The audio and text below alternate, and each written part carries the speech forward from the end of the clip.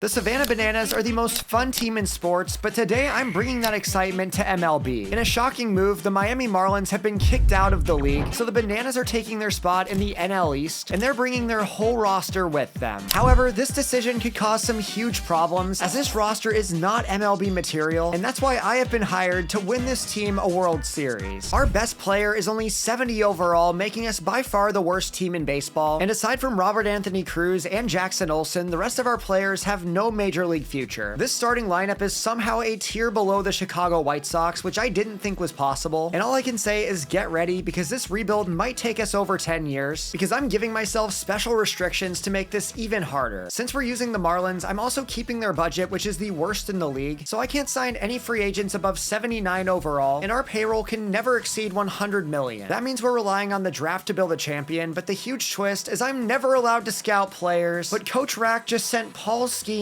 deep. We probably won't see a signature backflip catch from him, but this combo of power and speed is very intriguing, as we are actually winning our first game. I can't believe it. So far, our 68 overall ace is outplaying Paul Skeens, and this rebuild is being done on legend difficulty. It should only be a matter of time before our pitching collapses, but now Olsen goes deep, so our best two players might be the reason we win this game, although it's not going to be that easy. Pirates offense finally woke up in the 7th inning as Brian Hayes gives them the lead, so as expected, we do lose, but huge props to the Bananas for keeping it close. That was only a 3-run loss, so I'm more optimistic than I thought I'd be as we get swept, and just being real, the best thing that could possibly happen this year is getting good development from Rack along with Jackson Olsen, because we will not be competitive for a long time. Even though we're trash, we're starting out with the number 7 pick in the draft, which is a little unfortunate, especially because we cannot scout any of these players. What are we gonna do? However, while scouting's banned, I didn't say anything about discovery, and that might just save us in this rebuild. We're looking for our second win of the season against the Atlanta Braves, who are one of 3 playoff teams in the division, but just like in real life, it doesn't seem their offense is playing very well, so we're going to extra innings where KJ Jackson immediately drives in the go-ahead run. That is what you like to see. Let me just remind you guys, we are terrible, as most of our players have never played in the MLB, so even winning one game against a team like this would be a major flex. Things are certainly looking good right now, as we have loaded bases, and that sneaks up the middle to score 2 runs, so even though there's a long way to go, wins like this make me feel more confident that some of these players might have a future on the team. It has especially been a strong start for guys like Jackson Olsen and Robert Anthony Cruz, along with our catcher Bill Leroy, who I believe is our team captain. However, right after that, we lose 5 games in a row, but our discovery scouts went absolutely bonkers in their first week, finding 11 discovery pitchers that I'm definitely interested in. Right now, our division looks completely overpowered, and part of the reason for that is I spread the existing Marlins players across the 4 teams to make this even harder. For example, Sandy Alcantara is on the Atlanta Braves, and 21-year-old phenom Uri Perez joins a very strong rotation in Philadelphia. We continue to sim forward, discovering different players every week, including the number 7 player in the class, which could be huge. With the number 7 overall pick, it is very unlikely any of my favorite players fall into our lap, but I still feel confident we can make an impact if one of these guys drop. However, after 3 picks, 3 of my favorite targets go immediately, so it really feels like this will not go in my favor, as there goes Clark Swigum and the left fielder I really wanted. That is a bad start to our franchise, but at least Zamora is here, who has a high walks per 9, along with a first baseman named Herb Noseworthy. That is an incredible name. He's also an elite switch hitter, so I'm very tempted to get him, even if his potential is not the highest. But even though it's very tempting, I think Zamora is the safer pick with that walks per 9. He's the first selection in Bananas history. We start the rebuild with a pitcher who can hopefully crack the rotation in the next couple years, but now with our second selection, I am stuck between 2 right fielders. I don't know which one to pick. Weighing my options, they are very similar, with Phillips being slightly younger, but looking at Hodge, he's very athletic and the safer selection, and I'm not down to take a risk with this second pick. Now in round 2, we're selecting another 22-year-old, and don't be surprised if that's a trend moving forward. And in round 4, I noticed there's a very good closer still on the board, so I'm taking another 21-year-old. This is the oldest draft I've ever done. The reason I took Seamus Good is because he has very high walks per 9 and potential, and in round 5, I'm taking a flyer on this first baseman with very good contact and discipline, which are the 2 most important stats for simulation. There is 1 more player left on my board in round 6, so I'm taking my second closer and closing off what is hopefully a successful first draft. I really don't know. I was really concerned about not being able to scout players, but surprisingly, I had a ton of fun with that draft, as we're looking to build around all-star second baseman Jackson Olsen. And so far, he is the only guy on the team that's given me a reason to be confident dominant for their long-term future, although now I'm curious, where's Coach Rack? He started off the season so strong, but now he's hitting 192 with a 589 OPS. That is a huge bummer. Checking out our pitchers, it is confirmed that Jackson Olsen is the best player on this team, and while he did only make the All-Star game because we needed a representative, he finished 7th in voting, which is pretty good. We played our entire first draft very safe, so I'm not expecting home run picks, but at the very least, I'm looking for a foundation, and that's honestly better than I expected. We got really unlucky in the first round, losing my 5 favorite targets within the first 6 selections, but I can't complain about landing an 18-year-old pitcher with high walks per 9. With how bad our team is, he might already be our best starter, so that's a very good pick, but it could have been even better. The guy we passed on is amazing. I am really kicking myself because he might be the best hitter in the entire class, but that is the fun of drafting blind. You never know what you're gonna get. After Zamora, I was not taking any chances, going for high potential players only for pretty much the rest of the draft, starting with an athletic outfielder, Mikey Hodge, whose offense does need work, but I do think he could be a fun player on this team, along with Mario Collado, who's another pitcher with a high walks per 9. We then drafted back-to-back 93 potential players in third baseman Peter Pittinger, along with a closer in Seamus Good, and Good could very well be our closer of the future, especially with that strikeout and walks per 9 combination. Being honest though, Pittinger is probably a platoon bat at the very best, and even though he has the lowest potential grade, I think the gem of the class might be Brandon Rickles, who may not have any power at first base, but he makes up for it with very good contact. Overall, this wasn't an amazing first draft, but I do give it a solid B, and there's a lot of players that should be able to help us sooner rather than later, which we definitely need because we just finished 43 and 119. At least in season 1, we found out that Jackson Olsen might be a piece of our future, along with Robert Anthony Cruz, who actually led the team in home runs and RBIs despite only batting .225. He is up to 73 overall with a +9 to his power versus right, and Olsen's up to 72 overall, looking pretty well balanced. There's hardly a point in even looking at the top 100 guys, because you know we cannot sign a single one of them, as we're basically shopping at Value Village, trying to fill out this roster with as many guys as we can, starting with Eloy Jimenez, who gets a 2-year deal. So much of this rebuild might depend on this draft lottery, as we could easily get bumped from the top spot and lose everything, so I'm really hoping that does not happen. You've got to be kidding me. We've been dropped down to pick number 4, which is very unfortunate, but at least in the Rule 5 draft, we still keep the number 1 overall pick, and we will take full advantage to try and improve our roster, as I see Spencer Jones is available, and I cannot pass that up. The Rule 5 draft also gave us a brand new rotation and bullpen, as we added about 8 guys, and while the offense still features Jackson Olsen and Coach Rack, we've upgraded pretty much everywhere else. However, the biggest story for season 2 is we got our farm system started with 4 top 100 prospects and many more who are very good as well. We have a long way to go in this rebuild, but I'm actually very excited for season 2, as we have some pretty interesting players on the squad, and we have an interesting combination of season 1 bananas along with new faces, as Gio Urshela bats in our first run. Also, to my surprise, Darren McCacken is actually holding it together on the mound, and as long as our bullpen doesn't blow it like they did last year, we should have a chance, but Olsen, that is an error. That is not a good start for our closer, but there's a strikeout, and there's a great reason I took this guy in the first round of the Rule 5 draft. He looks great. One more can win us the game and earn us a shutout victory, and there it is. We start our season with a sweaty opening day victory, but now I'm interested to see what we do with the rest of the series, as we lose the second and the third game, but now we have a close one against Atlanta. In season number 1, we beat them in extra innings, and this embarrassed Atlanta so much they traded for Mason Miller, and of course he is not easy to go up against. However, he is not hitting the plate at all, so we can capitalize with loaded bases, and that is exactly what Eloy Jimenez does, driving in 2. That gives us our second win of the season, so now I'm hoping we can win the series, and there we go. Before we go any further, just a reminder that I do name some of our draft picks after YouTube channel members, as our first round pick becomes Mike Bones, and the outfielder we selected in the second round is now Bob Quick. I'm gonna rename more prospects next year, but if you're interested in becoming a channel member, click the link in my description and join for $5 a month. For this draft class, my projected needs are starting pitcher, catcher, and shortstop, but it's really unfortunate we have the number 4 pick because there are some really solid players at the top. We are sitting at a 4-4 record, which is far better than I expected, and now in a close game against the Rays, here is a home run in the bottom of the 9th. We tie the game and go to extra innings, but of course our bullpen is making me a little bit nervous, as there's a sacrifice bunt. This victory would give us a big time series win, but there's an error on the double play, so that shows everyone exactly why we're targeting a shortstop in the draft, as they score again, and things really are not looking good for the Bananas, but we have plenty of speed on second base. This will score score a run. I am much more confident after that run, but of course here's a double play, although Ward's gonna beat that out. The Rule 5 pick low-key has some wheels at first base with 73 speed, but it may not matter as we're down to our final out and we go down swinging, losing the series. That's not a great way to end things, but it's still a reminder that we are very bad on paper, and this rebuild will be nothing short of a multi-year process. However, moving forward, Jackson Olsen will be our full-time shortstop because I believe in him long-term enough to offer him a 7-year extension. Now we have another series against Atlanta, and as our in-state rival, they're not happy that we just won a series against them, so they're looking for revenge, but here's a dinger from Coach Rack. That could help us embarrass them again, especially after another home run from Will Benson into right field, as our offense is exceeding expectations, and we jump Atlanta for 3rd place in the division. Even though that's probably temporary, the additions of Eloy Jimenez and Will Benson, along with the re-emergence of Robert Anthony Cruz, have definitely added some flash to our lineup, and even though our bullpen has improved, our rotation is still shaky at best. However, the rest of the month really was not good for us as we lost several games in a row, but now we're tied up in extras against a very good Phillies team. Winning this game would be massive, but we are at a disadvantage because they're the home team and have the chance to walk it off, and right on cue, they do exactly that. That could have ended our losing streak, but instead it continues. So after an exciting start, it seems that we're about as bad as I expected. It is so important that we add more starting pitchers through the draft, but unfortunately, this discovery class has not been great so far, so I really hope that improves as we discover in our final region. We can bounce back with a series win against the Pirates, and this was nearly a grand slam, but even though we come up short, we do tie the game. Now we have a chance to drive in the go-ahead run. This is not fielded cleanly, and Leroy gets it done. That gives our Rule 5 closer a chance to end it, and honestly, I'm kind of surprised the Pirates let him go. Every time he's come in, he's played well, and I want to confidently say he's a piece of our bullpen moving forward, but of course he immediately blows it. That means we're going back to extra innings yet again, but we immediately take the lead. But as we learned last inning, 1 run is not a comfortable lead, and Jackson Olsen sneaks us past the defender. That will get runners at 2 and 3. Brian Reynolds went for the big play and came up empty, which ultimately cost his team the game, along with losing the series to the Bananas. We will take every victory we can, especially because it seems like this draft class is not that great, and on top of that, we're in last place. Obviously, no one expected us to be good this season, but at least we're better than Colorado as Coach Rack walks it off, and in a year where we're just looking for players that we want to build around, he is very promising, leading us in home runs and RBIs. Along with him, it has also been a great year for Eloy Jimenez, along with Jackson Olsen, who's really heating up. Then on the mound, Rule 5 draft pickup Darren McCacken is leading a rotation that otherwise really sucks, but on the other hand, it seems our bullpen might actually have a few studs. We desperately need to add more talent to this rotation, and that's exactly why I'm considering Enrique Zambrano in the 1st round, but there's a very slim chance he's available at number 4 where we're picking. That really complicates things because I really don't like Mark Romano, who's supposed to be picked right after him, and also none of the other players on the board seem very interesting at all. We start June out strong, sweeping Colorado, but I still don't have good news on the discovery end of things, as even after 10 weeks, I have not found a single elite prospect. At the very least, I'm glad our offense is showing some flashes because that puts less pressure on the draft, but now I'm curious to see how we rank in the entire MLB. Scrolling up, we're 20th in batting average. Then simming to the next week, it took long enough, but we finally found a good player in discovery. That might be all we need. Now it's time for the toilet bowl against the Washington Nationals as we win the first 3 games, so we're back within 2 games of 4th place. In a rebuild like this one, not finishing last is a milestone on its own, and earning a 4-game sweep against the team we're trying to pass would be a big deal as this will not get down. All we wanted there was for our balls to drop, but thankfully our catcher saves the day with a deep drive to left center. That's gone. I have been pleasantly surprised by our catcher Bill Leroy, who apparently is the team captain, and while he's not putting up game-breaking numbers, a 720 OPS will certainly play. Being realistic, I think he's a quality backup long-term, which is still great to have, especially because I only expected to keep a few guys from the base team. One of those guys is Coach Rack, who cannot end this game, so we're going to extras for what feels like the 10th time this season, and they strike first. Of course, I would love to earn the sweep, but I will also take a 3-1 victory, and that is not good. The Nats beat us on a walk-off home run, so we are still in last place, and now it's time for the draft. With the number 4 pick, my plan is very simple, and that is to take the best player available, and it's probably going to be one of these 3 guys. I assumed it would be Nunez, but the CPU always finds a way to surprise me as all 3 are on the board, and we have a very difficult decision to make. Both Griffin and Zambrano have equally high ceilings, so this is making it even more challenging, and they both project very well well, as Griffin has great contact and discipline, while Zambrano has a high walks per 9, which is the most important pitching stat in the game. I've been debating this for over 2 minutes now, as both prospects would help our future, but in the end, I need to stay true to my philosophy, going with the position player in Kirby Griffin. That was a very safe selection, and I was not expecting to get him, and even though he chose to miss out on Zambrano, I feel more confident seeing there's a lot of solid pitchers as per usual. Now as the rest of the picks go by, I'm making a draft queue for all my favorite players on the board, but of course it's kind of hard to tell who's going to be good without scouting anybody, which makes this very challenging. However, our second selection should be a very easy one, as Fletcher Nunez is still on the board at pick 35. That is insane because this is the player I was planning on drafting at number 4 overall, but he falls all the way down to 39, and this is a very easy decision even if he ends up being a bust. This is a great draft, but unfortunately my favorite discovery pitcher goes a bit earlier than I thought, and that began a massive run on them, so I feel like I need to take one here at pick number 69. That was probably the right call, as there is one remaining in the 3rd round, where we take an 18-year-old project outfielder who probably has good potential. Then in round 4, I'm doing the same thing, taking another position guy who's the best on my board, before taking a switch-hitting shortstop in round 5. Also, if you guys want to know exactly what my thought process is when drafting players, be sure to check out the scouting guide that I put on YouTube about a month ago. Essentially though, whenever you see a guy with a max potential of 99 and a low overall, you can usually bet on their potential being pretty good, and I'm really hoping that's the case with at least 2 of these guys. In round 6, 2 discovery pitchers made it all the way to the bottom, and since we drafted 2 closers last year, I am taking Brian Crane, who has a max potential of 99. That draft has a chance to be even better than our first one, but now it's the All-Star break, and I'm trying to see if we had more than one representative this year as I'm scrolling through, and sure enough, Jackson Olsen made it the 2nd year in a row. Obviously, this was once again by default, and you could have argued that Robert Anthony Cruz deserved this spot more, but looking at our stats, I am pleasantly surprised to see some meaningful contributors, as our offense has only gotten better over the course of the year. That also includes Rule 5 players like Trevor Hauver and Spencer Jones, along with OG Bananas like Bill Leroy, KJ Jackson, along with Rack and J.O. I am nothing short of blown away about how good Darren McCacken's played, especially relative to the rest of our pitchers, as somehow he has been good enough to keep us out of the cellar for ERA. The only move I'm making at the deadline is dumping our best performing reliever who's in the last year of his contract, and even though this won't be a big return at all, we turn a 1-year Rule 5 rental into something a bit more. That takes us to August, where it is time to view our draft class, and honestly, considering that we got 2 of our top 3 players, this should be a success no matter what, as we go in, and that is what we were looking for. Kirby Griffin is only 85 potential, which is honestly a bit expected considering he's 71 overall, and with that contact, he should be at the majors sooner rather than later. You could argue that Zambrano was the better pick for our team, and he fell all the way to the Phillies, and considering he's also a good player, it's nice to know we couldn't have gone wrong with either of them. Also, if you remember, the Nationals reached for a second baseman at number 2 who was not projected for another round, and unfortunately for us, they knew what they were doing, as he is an absolute beast, even better than Griffin. Regardless though, no complaints, especially considering we also got 71 overall Fletcher Nunez, who might already be the best hitter on the team. These stats are awesome. That is a flat out steal, and I don't think I've ever gotten 2 players ranked top 3 in the same draft. So while our offense is set up for years to come, we needed to take a pitcher with our next selection, and Jay Shelley had the best potential range, although this walks per 9 does worry me a little bit. We'll see what happens. After taking 3 relatively polished players at the top of the class, I wanted to take projects the rest of the way, and we did exactly that with Burgos, Cortez, and Cope, who are coming in with very high potentials, but of course, it is a dice roll if they even reach that ceiling. For example, Francesco Burgos may never develop his game against lefties despite his athleticism, while our 5th round shortstop Clay Cope is just 49 overall. First baseman Lonnie Cortez is probably my favorite player out of the bunch with that contact power combo, but if you remember, we drafted a first baseman just last year who is a way better hitter. Going off potential alone, it seems this class could not be any better, but that opinion quickly changes as I took all 3 of those guys over a franchise center fielder who I was very interested in. You can't win them all, but losing Russ is completely devastating, as he's literally just a better version of Francesco Burgos, so that really hurts. All things considered though, that is the only selection I'd want back, as we ended things off with Brian Crane, who is a solid 6th round pick. That is a very promising group of players that should only add to a farm that is already much improved from season number 1, as all of our draftees are are coming along quite nicely. We're still in last place, but there's plenty of time to catch up to Washington, and a Jackson Olsen walk-off home run will certainly help. That is a signature win coming out of the break, so now I just hope it gives us the confidence we need to win the series, and it does. However, we are still 10 games behind them with a month and a half to go, but even though the Bananas are tied for the worst record in the National League, they are not the worst team in baseball. That title goes to Chicago. Not being dead last is an improvement, but the goal is to pass the Nationals, and in order to do that, we need to win series like this one against the Athletics. As Olsen hits this deep with the bases loaded, the runner is taking off but gets thrown out. Even though our team has been much better this year, we are still bottom feeders, although we do take the lead in this 9th inning game thanks to Jackson Olsen, and through the first 2 years of this franchise, he has been our most consistent bright spot, and I don't think it's close. We came back to beat Philadelphia but lose a series to Washington, so unfortunately I think it's time to cut our losses and simulate to the end of the year and see how we do. We finished with a 54-108 record, which is 18 games below the Nationals, and while this is the worst record in the National League, it is not the worst record in MLB, which is certainly a victory. It could have also been a lot worse, as Jackson Olsen and Coach Rack ended the year on hot streaks, which is a good sign, and other players like Eloy Jimenez and Bill Leroy both had surprisingly good seasons. Obviously, our offense was not good, ranking 27th in runs and 22nd in hits, but there are definitely some solid building blocks for the future, especially since we are very close to addressing our biggest position of need. Our starting rotation was nothing short of garbage last year, but reinforcements should be on the way next year with first-round pick Mike Bones along with second-round pick Mario Collado. This is great news considering our entire rotation, with the exception of Darren McCacken, but to my surprise, the same thing cannot be said for our bullpen, as some guys actually put up solid numbers. Our only active free agent is Gio Urshela, and after the year he had, I don't think I'm interested in bringing him back. The same goes for all of our D potential guys as I continue to gut this team. And now I'm just hoping the lottery doesn't screw us over for the second time in a row. Getting bumped to number 4 was unfortunate, even though we ended up with a good player, and this year we stay at 2. We also continued our trend of taking players in the Rule 5 draft, since it really worked out well for us last year, so we have 5 new additions to our team. Then from there we filled out our roster with mostly minor league deals, but also some cheap major league ones as well. So here's what our lineup looks like going into season 3, as we have some new faces like Austin Martin along with Josh Lowe, so I'm very optimistic this will be another year of improvement. However, if that's gonna happen, our rotation needs to be better, and we have 3 new starters in the rotation, and on top of that, this should definitely be the year that Mike Bones gets an opportunity alongside Mario Collado. Also, even though we drafted him this year, do not close the door on a Kirby Griffin or a Fletcher Nunez debut, along with former 5th round first baseman Brandon Rickles, who I feel is very underrated. As for the rest of our promising young players, they'll need more time to develop, but I am very happy that we have 10 top 100 guys going into the new year. Also, for this year's membership rename, I'm renaming Kirby Griffin to Willie Hits. We are starting season 3 with a division series against the Mets, and they've always been a challenge for us as they start off with the early lead. Darren McCacken was surprisingly good last year as a Rule 5 pickup, but there's no way he's our ace of the future, so that is why I'm very excited to call up Mike Bones. We have loaded the bases in the top of the 3rd, but Senzel flies out, so we're down 2, but definitely not out. We've only given up 2 runs, but we are still getting shut out, and that could make all the difference as Soto scores, so it is now a 3-run deficit, but Josh Lowe, the newcomer, launches this into right field to the foul pole. It stays fair for a 3-run shot. That might be the clutchest play in Savannah Bananas history, as we are tied up in the 9th inning, and we're going to extras to try to complete the comeback of a lifetime as we take the lead on a sac fly. We have the lead, but it's certainly not over yet, as Juan Soto is next up, and of course, he's terrifying. I am pitching away at all costs, and there's a strikeout, so we're in business as long as Pete Alonso doesn't ruin our day. This is soft contact into left field. The defender coming in has a tough play to make. He lays out to the ground, and this is over. What a catch, what a comeback, and what an opening day win for the Bananas. That game really reminded me of the team in real life as we win the series, including this 10-0 victory, so I'm starting to believe that year 3 could be monumental. We are off to a strong start, and I'm really hoping we maintain this momentum, because at the very least, it would be incredible to stay out of the cellar and we take the lead in a tie game against Arizona. Just like the New York game, we win off a late inning home run, so we have a winning record after 9 games. That dinger was hit by Eloy Jimenez, who's only 66 overall, but that is very underrated, as he might be the best hitter on the team. He is batting 3rd in our lineup against righties and lefties, so I need to make sure I offer him an extension, as this is his contract contract year. Continuing to look into the future, we have the number 2 pick in the draft, but unfortunately, I'm not seeing too much I like aside from a couple of guys. This guy has a crazy name, and I have shortstop down as a need, but he might be a bit too raw, so I don't know if I'd spend the number 2 pick on him, and usually I'd look at pitchers, but none of these guys have a good walks per 9, which of course is very important. Hopefully we can discover some good players, and I'll be sure to update you guys on that, but now we're facing the Phillies, and I'm jumping into this game because they're in first place. There's a lot of good teams in our division, but I think I'm worried about Philadelphia more than any of them because they've only gotten better, adding guys like Marcell Ozuna, Ian Happ, and Seiya Suzuki, along with Garrett Crochet and Cade Smith. Unlike us, they have been spending and will continue to spend in free agency, so it might take several seasons for us to leapfrog them, but here is an RBI single to give us the lead in the 9th as we take down another playoff opponent. So we are off to a surprisingly good start, but I just have to warn you, I don't think these numbers are sustainable. Maybe I'll change my mind if we dominate this series against Philadelphia as we win all 3 games. That is huge. The offense led by a breakout Eloy Jimenez looks better than ever, and so far the decision to move relief pitcher Tyler Alexander to the rotation is looking absolutely genius. Stop the count, we are in first place, but that may not last long as we're facing the Dodgers very soon, and for some reason Kyle Tucker signs with them in every franchise I do. It's a little ridiculous. I really hope that's not foreshadowing for real life, but to my surprise, we're actually tied with them in the 6th. We scored on a pass ball, and now new addition Austin Martin drives in the go-ahead run, and even though he's a 68 overall value bin player, I actually really like the contact and the positional versatility. He has been a great addition to our team so far, and Bill Leroy continues to impress. He is one of the only OG Banana players left on the team, and it's easy to see why, as he had a breakout season last year and just hit a bomb off Ohtani. We somehow beat the Dodgers 6-1, so even if we lose the rest of the series, I see this as an absolute win, and that's exactly what happens. That takes us down to 2nd place, right in time for a series against the Nationals, and there's a victory followed by another. Just a month into the season, we've won a series against all of our division rivals except for the Atlanta Braves, and they won the division last year, so they might be our biggest threat right alongside Philadelphia. We are down 1 run in the 9th with 1 guy on, but unfortunately here's a double play, but the throw goes over his head. We catch a huge break, although Josh Lowe decides to go to 2nd, Olsen's out at 3rd. Third base was completely empty for Olsen, and had he not froze at 2nd, we would have just taken the lead. And before you leave a comment on your mom's iPad saying that I control the runners, I will remind you that auto base running is on in all of my videos. Now we're trying to make sure that mistake does not cost us the game, and we're going to extras, where Mason Miller's trying to put us away, and I really don't like facing him. Every fastball goes right by me, and every off-speed is a double play, so it seems our run of division dominance could be over as Ozzy Albies drops this in. The winning run is on 3rd, but Acuna strikes out, so there might be a chance we survive this inning as Dane Myers pops up into right center field. This game would continue into the 12th inning, and Mason Miller is nowhere to be found, so this could be our chance to end it once and for all, but we come up empty. Now I'm simming to the end to see what happens, and it didn't take long for Atlanta to end it and win the series, even though he scored 11 runs in this final game, which is still very encouraging. We're looking to bounce back and keep our season alive as we're in a close game against the Mets, and we just tied it up with a home run. The winner of this game takes the series, along with a 2nd place spot in our division, so there's a lot at stake, and we're trying to walk it off. There's 2 away for Jackson Olsen, and the winning run is on 2nd, but we ground it straight to Lopez. That means we're going to extras, where unfortunately the Mets take the lead, so we need to score a run to stay alive, but Bill Leroy might have done one better, going into the right center gap. Will that travel over the fence? It's a double. He was so close to a walk-off home run, and unfortunately this goes right to the pitcher, but that is a bad throw, and we're gonna win the game. Not exactly the way I expected to do it, but still great nonetheless, as we win another division series and are in 2nd place in the division. This might legitimately be a top 10 offense right now, as the same guys from last year like Eloy Jimenez, Jackson Olsen, and Bill Leroy are playing very well, but it's also been a resurgence for Will Benson, who really struggled in 2026. Him and Robert Anthony Cruz are tied for the team lead in home runs, and Coach Rack is heating up, and other role players like Trevor Hauver, Aaron Schunk, and CJ Kafis are also performing at a high level. However, the biggest reason for our improvement is that our starting rotation's finally playing at a high level, with Darren McCacken enjoying another strong year, along with free agent signings Tyler Wells and Chris Flexens, and Rule 5 pick Brian Sammons. We are so fortunate this has worked out because Mike Bones is currently on a cold streak at AA, so we'll definitely wait a bit longer before bringing up him and or Mario Collado. Simming forward, we beat the Milwaukee Brewers 17-2 in the final game of the series, which is the perfect display of how good the offense has been, as we are tied for 6th in the league in hits and are also in 6th place for runs. And then on top of that, our ERA comes in at, you guessed it, 6th place. Right now, we're looking like a wild card team, which I definitely didn't think was in the cards, but so far, the complete overhaul of this roster is paying off, as we've struck gold on several reclamation projects in the Rule 5 draft and free agency. With so many players on hot streaks, though, we need to keep our momentum going because a slump could kill us, and we've lost 5 in a row. Right when I praise our offense, they fall flat on their face as we're getting shut out, so we're an out away from losing our 6th game in a row, and there it is. In just a blink of an eye, we crash back down to earth as we're under 500, but at least there's a positive on the scouting end of things as we found the number 6 ranked player in the draft. That is a big deal because we've really come up empty aside from a couple discovery pitchers, so I still have no idea who I want to take at number 2 overall as we're in a tie game against the Cubs. After the big losing streak, we're trying to get back above 500, and a walk-off win in front of our home crowd would be a huge boost to confidence. Once again, though, it looks like we're going to extras, so we're really counting on our bullpen to hold it down, but unfortunately, we give up 3 runs. That is unfortunate because they've been pretty reliable throughout the year, so that is a tough loss, but we did bounce back, putting up 10 runs thanks to 2 home runs and 6 RBIs from Aaron Shung. Out of our many offseason additions, he has been the biggest surprise, breaking out in a major way with a 303 average and an 863 OPS. The funny thing is, the only reason I drafted him and Nick Senzel was to give our first round pick more time to develop, so it's fair to say they have gone above and beyond. It's also the same story for another Rule 5 infielder, CJ Kafis, who might be on a cold streak right now, but he has also had a surprisingly good season. Those have been some of the unsung heroes of our better than expected season, but unfortunately we're spiraling as another losing skid drops us to 4th place. Another last place finish after the start we had would be nothing short of embarrassing, so we need to figure it out. And this series against Washington should allow us to do that, but we are struggling. We tied the game in the 8th, but unfortunately they came right back with a 2-run shot, but now we have the bases loaded, so this could be our chance to tie it, and there is an RBI hit by pitch. That brings us back within a run, but unfortunately we swing too early and lose the first game of the series to Washington. That means we have lost 9 out of our last 10 games and get swept by Washington, and it's so easy to see why, as many of our guys are now on cold streaks. This is terrible timing as we're facing Atlanta, Seattle, and Philadelphia back-to-back, so unfortunately we're in last place at the start of July, and our crash out through the month of June was completely painful. Obviously there's been some good individual performers, but as a team we simply have not done enough to win the big games, so it's time for the MLB draft where I still need to figure out who I'm selecting at number 2. We do need a shortstop, but I don't want a 20-year-old with no offense, so it might be a matter of best player available, although I'm not taking a pitcher with a low walks per 9. So far, starting pitcher Chester Ruth is my best option, and thankfully there are 3 more in this range that also look pretty solid. I assume I'll be taking a starting pitcher, but I had to check out one more player, and that is Gaylord Perez, and this man can absolutely hit. Looking at his attributes, his projected low is 0 in a lot of things, and of course the game can't generate that, so he should come in with good potential along with filthy contact. He will immediately jump up to number 2 on my board, and I will make my decision between these 2 players. This will not be an easy decision as both players are pretty good, with Ruth having more upside, but at the start of the season I said that finding a high upside catcher was a huge need, and nobody in the class even compares to the level of talent as Perez, so I am drafting him. We are getting Gaylord Perez on the team. I'm confident that will be a good decision, but right after us at number 3, the Rangers reach for a prospect I was considering in the 2nd round. That happens all the time in this game, but that honestly doesn't hurt because we have a ton of first basemen, and after choosing not to draft a pitcher, I should probably take one with our 2nd selection. Then after that, there was only 1 pick between our next selection, so I am doubling up at pitcher with Bud Sandoval as this pitching class is really not that great. We continue taking the best player available, including this project center fielder because we missed out on one last year, before taking another project outfielder in round 4. We should be able to hit on one of those guys, so in round number 5, I'm going for a closer, and in round 6, it looks like I have to double up as Sam Glenn is the last player on my board, completing a bit of an underwhelming draft. If I had to do things differently, I probably would have drafted an infielder instead of one of the starting pitchers, but to be fair, these classes really have not been strong at second base, especially later on, and that's why I have not drafted one through 3 seasons. We are 40-56 at the break, and due to the massive slump we hit in June, our offensive ratings have all dropped pretty low. We are 16th in runs and 18th in total hits, and all of our ratings across the board say that we are nothing better than a middle-of-the-pack team that's still trying to figure things out. That being said, this is the best best time to call up the first player of this video, Mike Bones, to see what he can do. I also considered calling up Mario Collado, but I really don't want them hitting free agency at the same time down the road. Collado, alongside other prospects like Willie Hitz and first baseman Brandon Rickles, could make their debut next year. We are wasting no time getting back to business, taking on the Baltimore Orioles, and Robert Anthony Cruz with 2 on sends this one into right field, where it's being chased down at the wall and it bounces off for a 2 RBI triple. That gives us the lead, and we add to it with an Austin Martin double into right, so it seems we're on our way to a win, but we're in huge trouble. Our closer collapsed and allowed a walk with the bases loaded, and this ties the game, so a likely victory just turned into an extra inning game. Thankfully though, we are off to a good start with runners at the corners, and here's a sac fly, so we're in pretty good shape, but immediately the Orioles tie it and then win the game. That pretty much sums up the last couple months for the Bananas, but now Mike Bones is making a start, and obviously no pressure, but we're kind of counting on him to save the franchise, and that is really not a good start. This is a huge test for the rookie, and so far he has given up 3 hits in a row, so there is a good chance he's not ready, but at least he gets out of it. The best thing he can do now is recover, especially because the offense might not give him any help, but there's a solo homer from Austin Martin. We are tied up in the 4th, but strand 2 runners on base, so Bones goes back to work, striking out Adley, and getting out of another inning without a run. Unfortunately though, our bullpen would go on to blow it, so our rookie pitcher fails to get a win despite a quality start. However, he would earn it in his very next start against Chicago, as we beat them 6-1, and Bones only gave up 4 hits and 1 run. It is time for the trade deadline, and obviously we are not buyers, so even though we won't be getting better, this is a great time to sell high on some players who are very good, but not necessarily part of our long-term future. Moving over from bullpen to our second starting pitcher, Tyler Alexander is having a breakout season with the Bananas, and I want to send him to the Red Sox, who could really use help at starting pitcher, and they have a right fielder I'm very interested in. Unfortunately though, throwing Alexander into the deal does not get it done, so for now I'm holding on to him, but the same cannot be said for Will Benson, who's improving every year, and while the Yankees do have Aaron Judge, they could use another outfielder, and in order to get Benson, they're giving us a pretty solid shortstop, which is what we've been looking for. That is the only deadline move I made, so now it's time to view our draft picks, and I am praying that we nailed this. All I'm asking is that Gaylord Perez doesn't suck, opening it up, and he certainly does not. Let's go. He is the exact player we thought he was going to be, with very high contact, high discipline, and low power, which is certainly okay. In taking Gaylord though, I passed on Matt Groves, who I thought was a bit too much of a risk, and he turned out to be a home run, so that is a bit of a bummer, but the one player I really considered was Chester Ruth, who's coming in with 90 potential and 77 walks per 9. He also would have been a very good option. However, we did make up for it with our next 2 selections, taking 2 project starting pitchers, and depending on how they develop, both of these guys should be in the rotation down the line. Then after that, I really wanted to take an infielder, but they were all pretty much gone by the time we reached our next selection, and that's why I drafted 2 developmental outfielders, but as Gordon Ramsay says, these guys are very raw. At 45 overall, Fisher Martin's low-key might be a miss, but at least we ended strong, taking 2 closers, even though that really wasn't my plan. If you remember, I also drafted 2 closers in season 1 who are getting close to the show, so our bullpen should be pretty insane for years to come. My only goal for the final 2 months of the season is to not finish in last, and to do that, we need to jump the Nationals. Unlike last season though, this might be manageable as we're only 2 games behind them. We rally late to win a close one against New York, so now the magic number is down to 1, but we lose our next 2 games. Every time it feels like we're becoming an average team, we face a setback, so this roller coaster season continues with a close game against the Angels as we ground into a double play. At this point, I'm extremely close to giving up and simming the rest of the season, especially as they score 2 runs, and it seems we're very much on our way to losing another series, although we are still alive after this double. That puts 2 on for Austin Martin, who gets a hold of this one into right field, carrying back to the wall. It is not far enough. For a split second, I thought we walked it off, but we come up short, and after such a promising start to the season, I think it's time to throw in the towel because we are still not a good team. We finished with 69 wins, which is much improved from last year, but even though it's the same record as Washington, they hold the tiebreaker. We just barely finished last in the division and 3rd to last in the National League, and that alone makes this season something to celebrate, but also Jackson Olsen and Robert Anthony Cruz are now up to B potential. It was also a very good year of development for the #1 farm in baseball, and I cannot wait to bring more of these guys up to see what we have for the future. The players most likely to be called up next year are left fielder Fletcher Nunez, along with 3rd baseman Willie Hitz and 1st baseman Brandon Rickles, along with starting pitcher Mario Collado, plus probably both of these closers. Going back to this year's team though, we put up some pretty good numbers as it was another good year for Eloy Jimenez, along with Robert Anthony Cruz, who led our team in home runs by 5. But then some other important players emerged as possible pieces of the future, with Aaron Schunk having a pretty solid year for the most part, along with the surprise emergence of Austin Martin. The utility man might have improved more than anybody on the team and has very solid contact. And without the Rule 5 draft, I don't think we would have been anywhere near 69 wins, as Nick Senzel and Trevor Hauver also made a big difference. Then in the rotation, Darren McCacken grew on his breakout season from 2026, improving all of his ratings and having undoubtedly the best season of his career. He was our best pitcher this season, but unlike last year, there wasn't as extreme of a drop-off right after him. It was a solid season for Rule 5 draft pickup Brian Sammons, along with free agent signing Chris Flexen. But of course, we also called up our first prospect of the video in Mike Bones, and as expected for a rookie pitcher, it was pretty up and down for him, but I do feel like he showed enough flashes this season to start on the opening day roster. Finally, there's not much to say about our bullpen, as it was actually pretty solid throughout the year, although we do have a starting pitcher in here in Tyler Alexander, who's only listed as a reliever. Starting off, we have 2 free agents in platoon bat Nick Senzel, who I do want to bring back on a 1-year deal, along with Eloy Jimenez, who's been kind of a staple of our offense the past couple years, and I definitely want to bring him back on a 5-year deal. It would be great to go into free agency and fix all of our holes by signing the top players, but of course we're still using the Marlins budget, and that is not allowed. So once again, we're just trying to add some depth, and this time bring back Nick Senzel, who played very well for us last year, and I'd love to see him again. Once again, it is time for the lottery, and we have a 10% chance for the number 1 selection, so I'm hoping for the best. And last year it worked out pretty well for us, but we fall 2 spots. We got jumped by the Rays. That is not the first time the lottery screwed us over, and usually when it happens, we can make up for it in the Rule 5 draft, although this year is a different story, as I'm really not seeing anybody of note. This is the fewest number of players I've ever taken in the Rule 5, and I'm not even sure all of them are going to make the roster, but most notably, our first round selection should make an instant impact. He's a pretty good lefty masher, although I'm still trying to lowball Nick Senzel, and it would be awesome to do the same with Daz Cameron. I thought my offseason was done, but the Reds offered me a trade for Brandon Williamson, who has B potential and looks pretty good. He put up very good numbers last year in Cincinnati, and for some reason, this is all they want in return. That is an absolute fleece. I'm taking that. That is good news, and then we bring back Senzel, so we improve our lineup, bringing back our best lefty masher, along with adding another in the Rule 5 draft in Sean Beauchard. But our rotation is where it gets really interesting, as we added another piece to our rotation in Keider Montero, but because the Reds are super dumb, the first guy coming out of our pen is all-star Brandon Williamson. I don't know how he pulled that off. Also, now that we have this guy, I'm offering him an extension because I really don't want to lose him, and of course he accepts it. The same also goes for Robert Anthony Cruz, who will not be as cheap as Jackson Olsen, but still relatively affordable. The big reason I did that for $4.3 million a season is because I don't see Williamson as just a long reliever, and I actually want to plug him into our rotation because he has pretty solid stamina. I think we can exceed a lot of expectations in Season 4, as we're bringing back pretty much everyone from last season, and on top of that, I think this offense has a lot more room to grow. There's also anywhere from 3 to 5 prospects that could make their debuts this season, which of course is very exciting. However, we're immediately getting thrown into the fire going up against Atlanta, and this early test could be a good indication of how good we really are, but we're already trailing. This is Darren McCacken's 3rd season as a ace, and he's been pretty good overall, but he might not be a match for Spencer Strider, although Jimenez just hit a double. We can now tie the game, but Coach Rack flies out, so now we need McCacken to lock in, but he does quite the opposite, giving up 4 runs in 1 inning. We never had a chance on opening day, but at least we're not getting shut out as Aaron Schunk hits an RBI single, so that definitely makes our first loss a little less embarrassing, but we win the rest of the series, and now we're tied up in extras against Boston, looking to win another series. Winning this would send our season record to 4-2, but we're in a bit of trouble because the winning run is at 3rd base. They try to lay down the suicide squeeze, and it does not work. We get so lucky. That is a very lucky break that officially sends us to the 11th, where we can capitalize and take the lead, which our catcher Bill Leroy does, keeping this fair down the 3rd baseline. With a huge wave of prospects on the way up, nobody's job is safe, and don't be surprised if key contributors get pushed off the roster, as we do pull off the win in extra innings to start the season 4-2. We're going into scouting after 3 pretty good drafts, so it's pretty difficult to know what our needs are. Looking at our depth chart, our team is only projected to get better as new prospects come up, but a spot we could use a long-term upgrade at is definitely center field, as Robert Anthony Cruz is close to free agency. To be fair, we do have Spencer Jones kind of waiting in the wings, but I'm still pretty unsure about him. And as far as young prospects go, Bob Quick and Fernando Rosa are here, but it's hard to know know if either of them will work out. We could also use an upgrade at second base, as CJ Kayfus is 26 years old with B potential, but there's always a chance he doesn't work out. Those two positions, along with starting pitcher, will be the priority, and there's at least a few interesting players near the top of the board like Ryan Rosado. The amateur draft has been a big part of this rebuild, but so far we've only seen one of those players at the show, but even then we can win our 4th series in a row to open the year. Stay fair, it doesn't. Eloy Jimenez nearly walked this one off, but he still gets on base for Coach Rack, who smokes this one straight to the outfielder. For a split second, I thought that was gone, so Bill Leroy's our last chance, but flies out, so we're going back to extras, and of course there's the home run we were waiting for last inning. The Giants go up 2. We're on the verge of losing a game that should have been over in the 9th, as our first baseman makes a crazy play, and of course that's Noseworthy. I wanted him in season 1. I completely forgot about Herb Noseworthy, who has an amazing name, and I was very interested in taking him in our first draft, and in hindsight I probably should have. We might lose our first series of the year to his San Francisco Giants, but we do win game 2 along with game 3. That is awesome. I'm also optimistic because I feel like our offense still has a lot more room to heat up, and our pitching is off to a very strong start, leading the way. We are half a game behind Philadelphia, and of course they're our next opponent, but Coach Rack starts out with huge fireworks. That home run gives us the early lead, and now the newest addition to our rotation is trying to hold on to it, as there's a strikeout and error gets 2 on. It has not been a good start to the year for Brandon Williamson, and I'm really hoping he can turn it around, but it's still too early to tell, as he gives the Phillies an easy run. However, credit to him for locking in, as we're still tied in the 6th, but we might be cooked as our offense has only gotten 2 hits today. The bases are loaded up for Trey Turner, and he makes great contact into left center field, going back in the 8th inning, and that is gone for a grand slam. We've looked better, but it still seems Philadelphia is too much for us, as they win the first game, but we take number 2. Every time I write this team off, they impress me in the very next game, so now we have a chance to win the series, and we lose. We finally lose our first series of the year, but unlike in previous seasons, it doesn't seem to be breaking us, as we remain competitive against teams like the Yankees, winning another series. So now we're on a win streak, taking on the Nationals for the first time of the year, and they come out swinging. We've reached the point of the franchise where they're starting to look somewhat competitive, and this might not be good for us, because there's not enough room in our division for 5 playoff caliber teams. I thought this game was over, but we're still alive, as the bases are loaded, and here's an RBI walk. That is our second RBI walk in a row, and make it 3 as we tie it up, and now Jackson Olsen has a chance to win it. I was gonna sim the rest of the game because we were down 5 runs, but we actually closed the gap, and imagine winning it on another walk. It is a 3-1 count, and they fill it up, so more than ever, it's time to lock in. They throw the slider and get me. The bases are loaded. We cannot waste this opportunity, but here we go. Hauver smacks us into left center, where it gets down for a walk-off victory. We score 6 runs in the 9th to keep our win streak alive, and that might have been the biggest 9th inning meltdown I've ever seen. They completely choke, and we win our 9th game in a row. I'm not exactly sure where to give credit for this start of the season, as guys like Austin Martin are playing very well, but if one thing's very clear, Bill Leroy knows that Gaylord is in town, and he does not want him taking his spot. Despite being C potential, he's consistently been a good player for us, and while I'm certainly excited about our first rounder from last year, he could use some more time to develop his power and his arm. I also mentioned Austin Martin, and he's very similar because right now he's blocking one of our best prospects, Fletcher Nunez, from reaching the show. Calling up top prospects could be the perfect way to add to a team that's already in first place, but with the way we're playing, I'm only going to bring up absolute upgrades at a position. We were down by 2 against the Mets in the 9th inning, but just tied the game, and now all we need is another sac fly to take the lead, as Bouchard hits it more than deep enough. That is another comeback for the good guys, but we are not done. CJ Kayfus drives in our 4th run. I feel like we're not dominating the stat sheets, but for some reason, this team just keeps finding ways to win, and that has been very exciting, as they are 4 games above the Phillies. I still feel like we could collapse at any time, but I'm enjoying this, as we are now looking for our 2nd sweep of the year against the Yankees. It is 1-0 in the 9th inning, but Jackson Olsen goes Oppo Taco, trying to see if it will stay fair off the foul pole. That is a big time play from the OG Banana, who so far is having a career year, as he might have just secured us the sweep, but do not count the Yankees out. Aaron Judge goes yard, but thankfully we hold him off. That is another victory for Brandon Williamson, who's really recovered after a tough start to the year, but he has just been one of 5 really good pitchers on this team, and that might be why we're winning so many games. We continue to shock the MLB, winning way more games than I thought, and with a 5-game lead at the start of June, I think it's time to make this team even better. Without a doubt, the biggest position that needs upgrading is third base, as last year's Rule 5 draft pickup Aaron Schunk has regressed impressed terribly in Season 2, and the other guys we brought in just have not performed to a high level. Thankfully, the easy solution for all of this is our 2026 first-round pick, Willie Hitz, who, very fitting to his name, hits for great contact and has good plate skills. He will be getting the call-up. There's also first base, where Ryan Ward has been pretty underwhelming for quite a while now, and honestly, from the start, his only purpose was to be the placeholder for Brandon Rickles, who's actually a very similar player to Hitz, and I'm excited to get him on the team. Also, while our starting rotation has been one of the best in baseball, our 5-starter Kiter Montero is on a cold streak that only seems to be getting worse, and as a 71 overall Rule 5 pick, I'm just gonna move on from him, which of course finally allows us to bring up our second pick of the entire video, Mario Collado, who has been dominant down in the minor leagues for quite a while. I'm very excited to get him on the squad. Let's do it. This officially marks an exciting new era of Banana Ball, as we have 3 new rookies making their debuts all at once, and of course we're gonna play it out and see how it goes, as Collado is not off to a good start, nearly giving up a home run. He quickly gives up a run, but does get back on his feet, so now it's time for our offense to give him that run back, and that is exactly what Austin Martin does. We're giving Collado a chance to win as Hitz walks, and getting him in the offense is a big deal as he can also steal bases. Jackson Olsen now has a chance to score him, and he does that on an opposite field liner, so this is great run support for a rookie pitcher, but we can't add more. We leave 2 runs on base, but Mario might not need them, because so far he's looking great, only allowing 2 hits and 2 walks as Brandon Rickles is up to bat, and he makes good contact into right center field. That will one hop for a double. You cannot ask for much more from your new first baseman, and now Bill Leroy is gonna score him, sending that one deep into left field, 449. Our offense has exploded against Soriano in the 4th, and now Josh Lowe adds to our lead more, so we basically gift wrap Mario Collado a huge win, as he pitches 7 innings in a quality start, and him, along with the rest of the rookies, could be exactly what we need to push to the playoffs. Even after 3 call-ups, there's another player I could bring up pretty soon, and that is Fletcher Nunez, although I do want to give it more time because he just started heating up at AA. I really hope this momentum continues as we sweep Philadelphia and split against the Padres, but I'm a bit nervous as our offense is starting to slow down approaching the end of June, although a home run will certainly help. We steal the lead and the win against Minnesota, so maybe we can finish the month on a strong note as we do sweep them, which puts us in very good shape entering July. The further along we get in the year, the more I'm confident this is not a fluke, especially because looking at our offensive numbers, Bill Leroy has been our best player and is truly having a breakout season. He is leading our team in OPS along with Jackson Olsen, who's at 808, but even then, while it seems we have a lot of players playing pretty high above expectations, I wouldn't say we have a true superstar. However, our pitching rotation has been a completely different story, as for whatever reason, Darren McCacken in this universe is legitimately an ace-level player. He is putting up ridiculous numbers and only seems to be getting better. Then outside of him, Mario Collado has made an immediate impact as a rookie, and it seems Mike Bones is heating up. Then our other 2 starters, Tyler Alexander and Brandon Williamson, are technically listed as relievers, but they've also had very good years as our 2nd and 3rd pitchers respectively. I'm very tempted to bring up one of the young closers in our farm, particularly Seamus Good, but unfortunately for him, the rest of our bullpen's playing pretty well, so there's not really a spot for him at the moment. We'll see how that situation unfolds down the road, but for now it is time for the MLB draft, and of course not being able to scout makes this a little more complicated, but I think I found the #1 player on my board. Let me start off by saying that first base is not a need by any means, but if Harry Herzog somehow is on the board at number 7, he is my guy. This year, MLB The Show started adding generational players who were not projected in the top 5 of the draft, and coincidentally, Herzog has the exact profile of a generational talent. He is an absolute slugging and a franchise-defining player for the Bananas, so I'm crossing my fingers. But if he's not available, one of these third basemen would probably be the next best value, as each of them hit for very good contact, which is always what we're looking for, and alongside them would be all 3 of these center fielders who I feel like would be good options. I was really hoping for a good second base class, but unfortunately all these guys are not looking good at all. But at least for our other needs, if we fail to get a center fielder early on, there's one later in the draft that could be good for development. Aside from the generational player ranked number 13 in the class, this is not a really good selection of players, but if Harry Herzog does fall to us, I will completely change my tune, as that would be clutch. Unfortunately, my next target, Sean Carr, goes at 4 and Herzog goes at 5, so it turns out the lottery really screwed me over. That could cost us a World Series. Now my best option is to either reach for a third baseman who's pretty safe, all things considered. I don't think the game's gonna generate a guy with 7 arm accuracy, so we have to assume that potential's on the higher range, but even with high potential, this is pretty much much the same player as Willie Hits, and that's just not very exciting to me. This feels like a boomer bust selection no matter what, and honestly, we can afford to waste it if one of these center fielders don't work out. And just being realistic, Ryan Rosado should be able to develop into a fine player. I'm taking him. I really want to take a pitcher in round 2, but unfortunately, my favorite target, Stephen Cano, went at 35. But there's still a few good options, as Damian Hester has good potential and a high walks per 9. I'm going for it. This board is emptying out so fast. There's only a few position guys left on it, and it feels like they're already at positions that we have a ton of. I could go with Cosmo Santiago, although that does really scare me. So we're staying true to the board, going with my number 1 option, Fred Dotson, who at least has safe potential. Now in round 3, I really wanted to take that catcher, but he went just a few selections before me to Texas. And then Santiago went literally the pick before me, so I'm just gonna take Casilla and call it a day. Judging by the gap between his potential and his overall, he should be a pretty solid project. And now in round 4, I am taking a project corner outfielder. I don't think anyone saw that coming. I don't know how I didn't notice this, but our Discovery scouts absolutely cooked, finding a reliever prospect who could very well be the best one I've ever seen. Usually I do not draft relievers, but with the way our board's looking, I feel like I probably should, as Darius Ullman very well might have just saved this entire draft. That is awesome. I had zero interest in taking another starter or corner outfielder, at least in that spot, but since this guaranteed high potential starter's the last player on my board, I'm just gonna pull the trig and call it a day. I might sim right through the All-Star break straight to our draft picks, because nothing much has changed since the last time I updated you, although Darren McCacken is an All-Star, along with our catcher Bill Leroy, who leads the National League in votes, and it looks like those guys are the only ones. Unfortunately for us though, the second half of the year is a fresh start for every team, and so far we have only won 1 game, so for the first time in the series, we are making a big time move, buying at the deadline, and I know exactly who I want. The Twins are a losing team this year, and they're willing to part with their former first round pick, Dave Spillane, who if you remember, I had interest in our first draft. Given the caliber of player he is, this will not be an easy move to pull off, but as you can see, they're looking for starting pitching, and thankfully we just drafted 3 guys, making last year's second round pick, Bud Sandoval, extremely expendable. They'll do it 1 for 1. With a new weapon on the team, we have won 4 games in a row, and we're going for 5 as Josh Lowe sends this into right center field. That is a grand slam. After slipping on their own peel, the Bananas are back in business, and you might have assumed that trading for an outfielder would have prevented us from bringing up Fletcher Nunez, but at this point, he is simply too good to keep down at AA, so I am calling him up and we'll figure it out. We simmed through the deadline, and now it is time to view our draft picks, and honestly, I am very nervous, especially because Rosado's grade has already gone down. I really hope our scouts are wrong, because we need a good center fielder in our system, and sure enough, they were not lying. We completely whiff on our first pick. To make things even worse, the Mets grabbed a 94 potential first baseman, and that was a different first baseman than the generational one that went 2 picks in front of us. The RNG was not on our side, and if you remember, I was also considering this third baseman, and that would have been the right selection. Every other player I considered, except for the guy I drafted, was good, as we didn't even get the right center fielder. Pedro Mitri's coming in with 90 potential. That is an embarrassing miss, but honestly, there wasn't really much we could do. We had all the information we could get, but on the bright side, it does seem like we made up for it with 2 good pitchers, followed by a decent project center fielder in Martin Casilla, although I wish his potential was just a little bit higher. Then we took another corner outfielder who looks like the worst pick of this entire class, especially because our next pick was maybe the best reliever I've ever seen. Darius Ullman's coming in at 77 overall. I've never seen that before in my life. I figured at best he might be an 85 potential with 67 overall, but he is already the best reliever in our system and might make his debut next year. That is awesome, and we ended things off with a 98 potential starter. He was the last guy on my board. Missing on our first round pick obviously sucks, but honestly, I'm not too worried about it. This was an absolute haul. We are on the home stretch looking to earn ourselves a playoff spot, and that was our new addition, Dave Spillane, tying the game against Colorado before Jimenez drives in 2. That gives us a 4-2 lead, and we close it out, so Savannah secures another victory. We're in a good spot at the beginning of August, but unfortunately it seems we've hit a huge slump, so now we're in danger of losing our division lead, especially after another meltdown, this time against Washington. All the moves we made should have made us a better team on paper, but we are really struggling, as 2 of our best starters are now on cold streaks, and amazingly, we have lost our division lead in the middle of August. I don't know what happened. Philadelphia finally jumps us, and they're our next opponent, but unfortunately, we're down 1 run in the 9th, and we lose again. This is starting to get very frustrating, as all the magic from earlier in the season has officially worn off, and we're left at 70-70 and back in 4th place. Just a month ago, we had a 5-game division lead, but now we're not even in the wild card. card. So if we lose these next couple series, we are basically cooked as we lose to Milwaukee and then get swept by Philadelphia. Our slump continues, and now it's very likely we're knocked out of the playoffs, especially after New York walks it off against us, as we endured one of the worst second half collapses I've ever seen and finished 79-83. That is certainly a letdown after the way we started off the year, as several key contributors like Eloy Jimenez and Bill Leroy stagnated as the season progressed. But on the bright side, Jackson Olsen enjoyed a career year, while guys like Willie Hitz, Dave Spillane, and Brandon Rickles established themselves as pieces for our future. Even though I'm disappointed, I'm very excited to see what those guys can do in a full year of play. And the same goes for our young starting pitchers, as Mike Bones and rookie Mario Collado showed up in a big way. We've improved our record every season of the franchise so far, so there's no reason to expect us not to make the playoffs in year 5, especially because we have 0 free agents. With a budget like this, free agency is all about signing the right guys, and I feel like we're doing that this time, bringing in another starter with a very high walks per 9, and Ryan Noda, who is an on-base machine. The offseason is pretty much over now, but I do want to make one more move, trading away Josh Lowe, who had a pretty good season with us last year. But with the addition of Fletcher Nunez, he's pretty much blocked on the depth chart, and this is the last year before free agency. So I'm trading him and a young starting pitcher away for potentially a starting second baseman, along with a developmental shortstop. They'll take the deal. Here's our lineup entering season number 5, and the biggest 2 things I wanted to add were youth and good contact ratings, and I think it's pretty fair to say that we have both of those, so I'm very excited. Late in free agency, we also found a gem in Ken Rarick, who for some reason was let go by the Dodgers, and I don't really understand it. After last year's collapse, consistency will be the focus, and I'm hoping a full season of our young guys makes a big difference. I do believe this team can win the division, but a lot has to go right, and this is certainly a nice start. Bill Leroy goes yard. That gives a good cushion for Darren McCacken entering his 4th year as our ace, and without a doubt, he was our biggest find in the Rule 5 draft. He made the All-Star game last season, but gives up a 2-run bomb, so now we're in danger of losing on opening day as we continue to leave runners on base. After speaking highly of them, our offense lets us down, but on the bright side, we also lost opening day last year, and that worked out pretty good for us as we split this series with San Francisco and beat San Diego. That brings us to our first division series of the year against New York, and we just tied it up, so it finally seems we're getting the offense we've been hoping for as Olsen smokes that past second base. We take the lead in the bottom of the 8th, but Ken Rarick joins in on the action, so we're leading by 2, and there's a line drive home run that barely got off the ground. That 6-run inning wins us the series, and in the middle of April, this division is very competitive. That makes series like this one against the Dodgers even more important, and even with Emmanuel Clase on the mound, we take the lead in the 9th as Dave Spillane drives in a run, and now Ken Rarick's trying to get revenge against his former team, but that's a double play. That brings us to the 9th, where I'm definitely scared of their offense, as it shouldn't surprise everybody that Kyle Tucker is still on their team, but nice play by Willie Hitz. That sends us to extras for the first time of the season, and after a walk, they pull Clase for Whitlock, who gets out of the inning. That gives the Dodgers a chance to walk it off with the winning run at third base. This chopper passes through, and they win the series 2-1. We're definitely hanging on, but our offense has not been consistent enough, as it feels like we fail whenever we need a clutch play. We tie a series against Milwaukee and win one against St. Louis, and now we're up against the first place Braves. They're currently the #1 hitting offense in baseball, although we are not too far behind at number 9. And as far as pitching goes, we definitely have the advantage, as we're in 5th place while they are much further down the list. If we win this series, we are in 1st place as we win the 1st and 2nd games, so we have a chance to win it in game number 3, and here is the 2nd-year player Fletcher Nunez clearing the bases. The youth movement in Savannah is alive and well, as here is another run, and our team is making a huge statement after collapsing late in the year as Bill Leroy launches this one into center field. That was a massive rally to secure the series victory, as we are in firm possession of 1st place after sweeping the series, but now we're trying to win another close one, this time against the Yankees, and Brandon Rickles launches this into right field over the head of Judge to give us the lead. Another young guy delivers when the lights are the brightest, and Rickles actually won player of the game for his performance as he was a triple away from the cycle. Without our young players, I don't think we'd be in 1st place right now, as Nunez, Rickles, and Willie Hitz are all playing at a high level, and the same goes for our young pitchers. Well, at least Mike Bones, who's having a good year. Mario Collado's hitting a bit of a sophomore slump. Regardless, we're starting June with a 4-game division lead, and we're showing we can go toe-to-toe against some of the best teams in the league as we walk this off against the Dodgers. This signature victory wins us another series against LA, and that's a great warm-up because now we're going on a division gauntlet. We will have a huge lead if we win most of these games, and starting with the 2nd place Phillies, we win the 1st game before losing the 2nd, and moving on to 3, we win it. That also gave us the momentum to beat the Mets, so now we're in a rematch match against Philadelphia, but game 1 is an extra innings where we're trying to take the lead but fly out. This could be trouble for us as they can walk it off, and with Bryce Harper at the plate, anything can happen. He smokes that into right, it's game over. That is unfortunate, but there's still plenty of time to bounce back in a 4-game series as we win games 2 and 3, so we're still standing strong, coming out of the gauntlet with a huge division lead as we're looking to finish the first half very strong. That double from Jackson Olsen gets us another walk-off victory, so we keep finding ways to win approaching the All-Star break as we have a 10-game lead in the East. It is now time for the MLB draft where we're picking at number 12 overall, and if you remember last year, I completely whiffed on our first rounder, so I'm going to play it a lot more safe. This year, the number 1 player on my board is second baseman Miles Trainer, who should be there at our selection, and I'm very excited about this because second base has been a need throughout the entire video. If he's not available for whatever reason, I'm going to stay true to my board, but just telling you now, don't be too alarmed if I take one of the best closers I've ever seen. Juan Angeles is a god. There's also Brian Blanco, who's another amazing discovery guy, but just because of how good he is, I think he'll be gone by our selection, but in the event that he's not, I'll probably have to take him in the first round. No matter what happens, I'm pretty confident we're not going to mess it up, but there goes Brian Blanco. So simulating to our selection, I'm just going to go with my top guy, Miles Trainer, who's still on the board. Our second pick also comes in competitive round A, so maybe Juan Angeles will still be available, although I would say the odds are pretty slim given how good he is, and sure enough, he is gone. If this first baseman fell out of the round, I don't want him on my board, so I'm going to remove him, and that leaves this high ceiling third baseman as the best player. That is another safe selection, and we're going for our third in a row, taking this very safe starting pitcher who should at least come in with good potential. Simming to round 3, it would not be a Bananas draft without a corner outfielder, and Cecil Reeves looks pretty good with very safe potential. I'm going to take him. And in round 4, we're following a similar strategy, taking another high potential guy before advancing to round 5, where there's nothing but discovery guys on my board. I'll take the best one. I feel like this has been another very successful draft that should make up for missing our first round pick last year, as we end off with a closer in true channel fashion, sending us to the break at 61-36. It has been a great season for our offense, especially breakout center fielder Robert Anthony Cruz, who up until this point has been good, but I feel like he hasn't really put it together. He's joined at the top of the stat sheet by similar faces like Austin Martin, Eloy Jimenez, and Jackson Olsen, while last season's trade acquisition Dave Spillane is looking very good so far. Some of our younger guys like Brandon Rickles, Fletcher Nunez, and Willie Hitz could be playing a lot better, but of course they're still young and it's expected that they go through at least a few growing pains. Once again, our pitching has been the biggest reason we're winning so many games, as Mike Bones is having an all-star level season, and it's weird to say, but the guy who's been having the worst season is actually Darren McCacken. Hopefully that improves soon, as he's been an important part of our team, but with the way the rest of our guys are playing, I'm really not worried about it yet, although our bullpen could definitely use an upgrade. They've been a little shaky. Moretta was our closer for 3 seasons, but I had to move him down to the setup role because he's not been great, so I think it's finally time to make a couple moves in our bullpen, as we're not just sending up 1 or 2 guys, but actually we're sending up 3. If you remember last year, we drafted Darius Ullman, who's already up to an 80 overall as a former 5th round pick, and like our other guys, he's simply too good to stay in the minors. Welcome to the big leagues. With the call-ups, I'm trading away a couple of guys in Moretta and Alzolay, and in return, we're going to net ourselves a B potential catcher. Let's do it. With our bullpen officially supercharged, I think we're ready to compete for the playoffs, but looking through the rest of our roster, there is one more move that I have to make. After a breakout season last year, Bill Leroy is starting to regress at 32 years old, and his numbers have not been the same, and I still want to keep him on as a backup catcher, but Gaylord Perez is hitting 360 at AAA, and I cannot leave him in the minors any longer. Now we should be in business, especially with the best starting pitcher in the National League, along with another all-star, Brandon Williamson, who's having a bounce-back year. It turns out that both of those guys are in the Cy Young race, competing against Andrew Painter from the Phillies, as we're now at the trade deadline, where I'm very interested in making a move to take this team over the top, but I'm just not seeing one that really fits. We pass on the deadline, so now it's the start of August, where we can view our draft picks, and I'm really hoping this worked out. Miles Trainer should have been a safe pick in the first round, and opening it up, it looks like he's okay. For some reason, in this game, the first round is always the hardest one to land, and Trainer very well might be the worst player of the class, as he's decent at best, but at 21 years old, I can't imagine him being much more than trade bait. However, the same cannot be said for our next 2 selections, Ray Sanchez and Brendan Vogt, who are both coming in with 98 and 95 potential respectively, along with high 50s overall. Getting Vogt in the second round was such a big deal, as he might not have the best walks per 9, but at 19 years old, he's going to have time to develop. And moving on to our next selection, we took a pair of 21-year-olds who are also very high potential, although their floors are starting out a bit lower. That is perfectly fine though, as we have a ton of projects, and in the 5th round,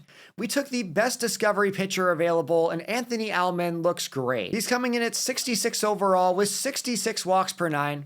He's coming in with 66 overall and walks per 9, so that is a late round steal before we ended off with a very respectable closer, Kevin Rudy. That is an elite draft to add to a farm system that already has 14 top 100 prospects and counting, and our great success developing players is exactly why we have the #1 record in baseball right now, looking for our first playoff berth ever. This time last year, we completely collapsed, but hopefully with so many new players like Gaylord Perez, we can avoid that from happening. He nearly hit a grand slam. Unfortunately, he is not a power hitter, although he does give us a late lead against Philadelphia. The first baseman drops the ball, so the tying run is aboard and we might be in trouble. We desperately need a double play, because if we don't get one, we have to face Bryce Harper. Unfortunately for us, he does come up, but that is great defense from Willie Hits. The throw to second in time. There's another series victory against Philadelphia, so this team is showing no sign of slowing down entering September, where their record is 89-47. This is not shocking considering that our offense has been a top 5 scoring unit in the entire league, as Jackson Olsen continues to have an amazing year along with Austin Martin, who has really revived his career in Savannah. Then there are the young players from our farm system like Fletcher Nunez, Brandon Rickles, and Willie Hits, along with Gaylord Perez, who so far is hitting .282 and is greatly improving in his first year. At this point, making the playoffs is basically a guarantee, as we have the division in the bag, but we are very close to putting up 100 wins as we rally late to sweep the Angels to secure number 100, so now we can simulate the rest of the year. We finish off with a 108-54 record, which was 19 games above the Phillies, and was by far the best record in baseball. Nobody else came close. In this incredible season, we had the top 2 finishers for the Cy Young, including the winner, Mike Bones, who deserves a ton of credit for having an amazing season, but right behind him was a guy we picked in the same draft, Mario Collado, and without these two, I don't know if we do what we just did. Along with them, Austin Martin also won the batting title, putting together a great year, and our closer, Tyson Miller, finished in 2nd for reliever of the year. In rebuilds like this, making the playoffs for the first time is usually only the beginning, but I truly feel like this team has a chance to make a deep run or maybe even win the whole thing. The reason for this is they finished 4th in the league in total runs, and their team ERA was in 2nd, just behind the Seattle Mariners. We've come a long way even since last year, where I think we just won 79 games, and we're taking on the Arizona Diamondbacks in the NLDS after a first round bye. Our Cy Young winner is on the mound in game 1, but Jackson Olsen gets us started with a leadoff bomb, and with Bones cooking, that might be all we need to win this, but I speak too soon. We rebounded with 2 more runs, so we're in business, and in the 7th inning, Nunez goes deep. What a dominant showing for the Bananas, as they easily win their first playoff game, and game 2's off to a good start. Starting strong against Dylan Cease is huge, as Jackson Olsen launches a 2-run shot to opposite field, and that is his 2nd home run of the series. That gives Mario Collado a commanding lead, although he gives up a home run, but not before we score again, so Mario picks up the win, and we are a game away from the sweep. However, after a very uneventful game, we are tied up in extra innings, at least until Jackson Olsen goes deep again. At the start of the video, I wasn't even sure if he'd stay on the team, but he's now our best offensive player, and his home runs in every game of this series officially send us to the next round. We begin the playoffs with the sweep, and now we're taking on the Pirates. Very interesting. They're actually a pretty good team with Paul Skeens and Jared Jones still doing their thing, along with a left fielder I was pretty interested in taking in our first draft. Obviously, it worked out with Mike Bones, so I'm not complaining, but this team might be a bit of a challenge considering they also have Chase Dollander and Rhett Lauder. They had to beat the Dodgers to get here, so I will not underestimate them as they actually take the lead early on, but now we have the bases loaded for Willie Hits, who grounds us up the middle. It gets through, scoring 1 run,